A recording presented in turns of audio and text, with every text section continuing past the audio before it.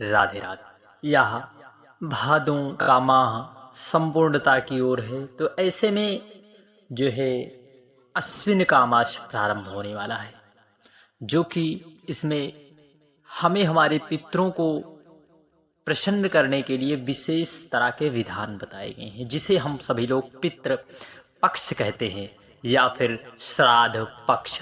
पितृ पक्ष, जैसे कि आपको नाम से ही पता चल चुका होगा, पितृ पक्ष का मतलब हमारे पितरों के निमित्त यह दिवस जो हमारे पितरों को समर्पित है, श्राद्ध पक्ष। और आज हम यह जानेंगे 17 या फिर 18 सितंबर से कब से प्रारंभ है पितृपक्ष, जो कि पितृपक्ष हमारे पूर्वजों को प्रसन्न करने के लिए, हमारे पितरों को प्रसन्न करने के लिए, जो मृत आत्मा को मृत्यु हो चुके हैं, अर्थात जिनकी मृत्यु हो चुकी है, उनको श्राद्ध तर्पण आदि के माध्यम से प्रसन्न करने का हमारे सनातन शास्त्र में विशेष तरह के प्रावधान हैं। तो ऐसे में पितृपक्ष कब से प्रारंभ हो रहा है, क्या पूजा की विधियां हैं, कौन सी चीजें हमें उसमें समर्पित करना है, कौन सी नहीं, आज हम पद्म पुराण के अनुसार जानेंगे। किस शास्त्र के अनुसार? पद्म पुराण के अनुसार। विशेष रूप से कौन सी चीजें हमें लेना है, कौन सी चीजें नहीं लेना है, किस प्रकार से पूजन का विधान है, पद्म पुराण के अनुसार ही हम जानेंगे।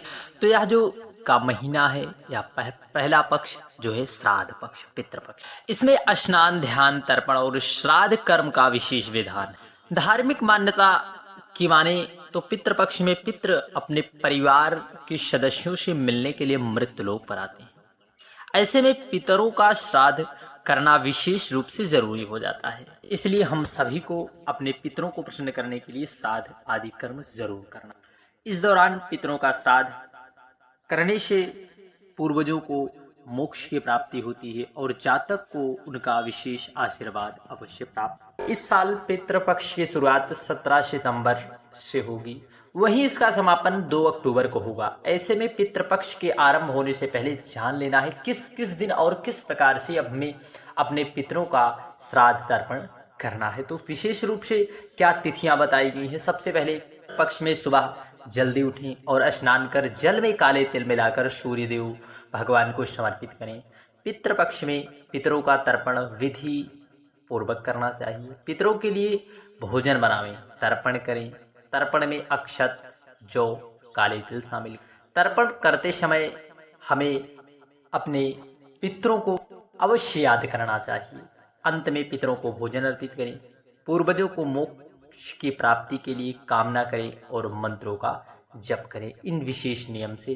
तो आइए जानते हैं हमें किस दिन से श्राद्ध जो है पितृपक्ष आरंभ हो रहा है। तो पहला देखिए 17 सितंबर मंगलवार को जो है पूर्णिमा का श्राद्ध। ये इसका मतलब जिनके पितर यदि 17 सितंबर को उनकी यदि मृत्यु हुई है तो उस दिन 17 सितंबर, 18 सितंबर बुधवार को प्रतिपदा का श्राद्ध, 19 सितंबर को द्वितीया का श्राद्ध, 20 सितंबर को शुक्रवार तृतीया और 21 सितंबर को चतुर्थी, शनिवार को चतुर्थी का श्राद्ध और 22 सितंबर रविवार पंचमी का श्राद्ध और 23 सितंबर को जो है खष्टमी और सप्तमी का श्राद्ध, 24 सितंबर अष्टमी, 25 सितंबर नवमी, 26 सितंबर दशमी, 27 सितंबर एकादशी का श्राद्ध, 29 सितंबर रविवार, 29 सितंबर शनिवार द्वादशी का, 28 सितंबर को जो है फिर आप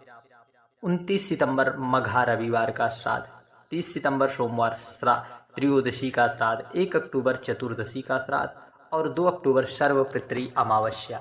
इन तिथियों का आप विशेष ध्यान कर ले और इसको आप नोट भी कर ले।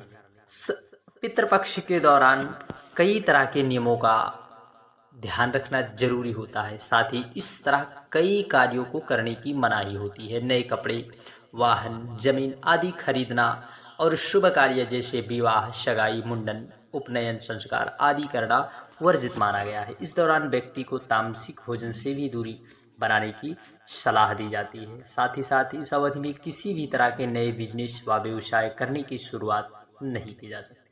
आइए जानते हैं कि जो है पद्म पुराण के अनुसार कौन कौन सी चीज़ों को हमें जो है श्राद्ध पक्ष पितृपक्ष में प्रयोग करना चाहिए और किस चीज की हमारे शास्त्र मनाही करते हैं, तो चलिए जानते हैं।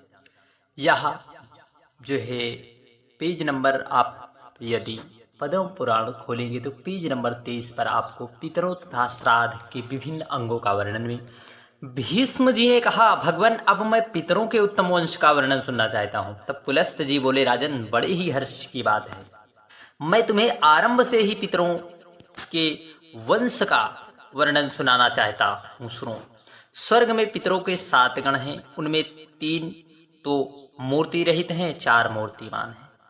सृष्टि के समय इस प्रकार पितरों का श्राद्ध प्रचलित हुआ। श्राद्ध में उन सब के लिए चांदी के पात्र अथवा चांदी से युक्त पात्र का उपयोग होना चाहिए।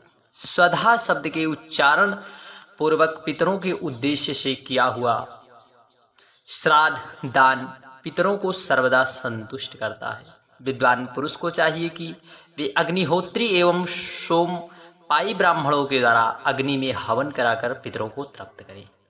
अग्नि के अभाव में ब्राह्मण के हाथ में अथवा जल में या शिव जी के स्थान के समय पितरों के निमित्त दान करें।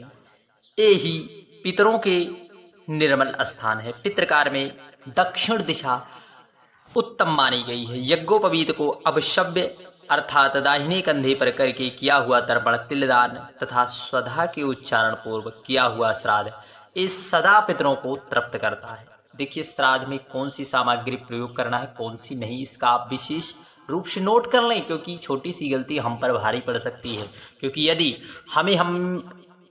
हमें अपने पितरों को प्रसन्न करने का ऐसा स्वर्णिम अवसर प्राप्त हुआ है तो ऐसे अवसर से चूकना नहीं है, गलती ना करना। कुश, उड़द, साठी, धान का चावल, गाय का दूध, मधु, गाय का घी, शामा, अगहनी का चावल, जौ, तीना का चावल, मूंग, गन्ना और सफेद फूल, ये सभी वस्तुएं सदा पितरों को प्रिय हैं। एक बार पुनः आप सुन लें। कुश, उड़द, साठी, धान का चावल, गाय का दूध, मधु, गाय का घी, शामा, अगहनी चावल, जौ, तीना का चावल, मूंग, गन्ना और सफेद पुष्प, ये प्रिय हैं।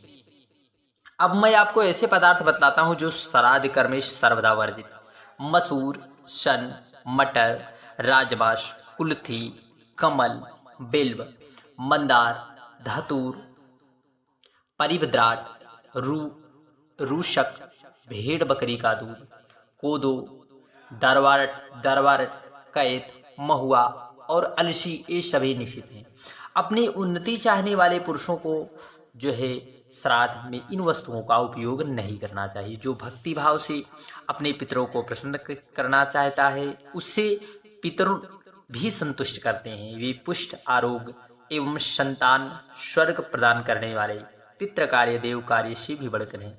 अतः देवताओं को तृप्त करने से पहले पितरों को ही संतुष्ट करना श्रेष्ठ माना गया है। कारण पितृगण शीघ्र ही प्रसन्न हो जाते हैं, सदा प्रिय वचन बोलते हैं, भक्तों पर प्रेम रखते हैं और सदा ही सुख प्रदान करते हैं। पितृ पर्वों के देवता हैं, अर्थात प्रत्येक पर्व पर पितरों का पूजन करना उचित है। पितरों के अधिपत्य सूर्य देव ही श्राद्ध के देवता माने गए। बोलिए सूर्य नारायण भगवान की जय।